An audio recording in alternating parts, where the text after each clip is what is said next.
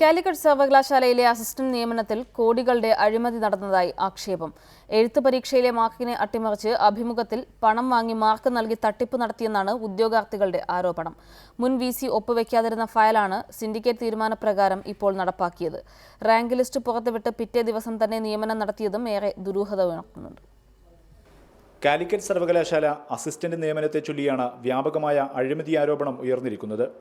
എഴുത്തു പരീക്ഷയിൽ 100ഉം അഭിമുഖത്തിൽ 20ഉമായിരുന്നു മാർക്ക്. എഴുത്തു പരീക്ഷയിൽ 50ലേറെ മാർക്കുള്ള 27 പേർക്ക് 5ന് താഴെയാണ് അഭിമുഖത്തിൽ മാർക്ക്. 122 പേർക്ക് അഭിമുഖത്തിൽ 18 മാർക്ക് നൽകി. അഭിമുഖത്തിൽ ക്രമക്കേട് നടന്നുവെന്ന് സെലക്ഷൻ കമ്മിറ്റി ചെയർമാൻ കൂടിയായ മുൻ VC ഡോക്ടർ M അബ്ദുസലാം നേരത്തെ വെളിപ്പെടുത്തിയിരുന്നു. ഇത് ശരിവെക്കുന്നതാണ് റാങ്ക് ലിസ്റ്റ്. വ്യാപകമായിട്ട് ചില ഉദ്യോഗ ദല്ലാളന്മാർ ഇതിനകത്ത് പ്രവർത്തിച്ചിട്ടുണ്ടെന്നുള്ളതിന് ഒരു സംശയമില്ല. ആ റാങ്ക് ലിസ്റ്റ് ഒരു ക്രിട്ടിക്കലായിട്ട് പരിശോധിച്ചാൽ അത് നമുക്ക് മനസ്സിലാവും. ഇവിടെ ഇൻ്റർവ്യൂവിന് ഒരു പ്രൊവിഷൻ വെച്ചിരിക്കുന്നത് ഇങ്ങനെ അട്ടിമറി നടത്താനും അഴിമതി നടത്താനും ക്രമക്കേട് നടത്താനും അല്ല. ജനുവരി 30-നാണ് റാങ്ക് ലിസ്റ്റ് പുറത്തു വന്നത്. അതേ ദിവസം തന്നെ പലർക്കും നിയമനം ലഭിച്ചതും വിവാദമായിട്ടുണ്ട്. അസിസ്റ്റന്റ് നിയമനത്തിനായി മുസ്ലിം ലീഗ് നേതാവ് ഫിറോസ് കള്ളിയിൽ പണം ആവശ്യപ്പെടുന്ന ദൃശ്യങ്ങൾ നേരത്തെ പുറത്തു വന്നിരുന്നു.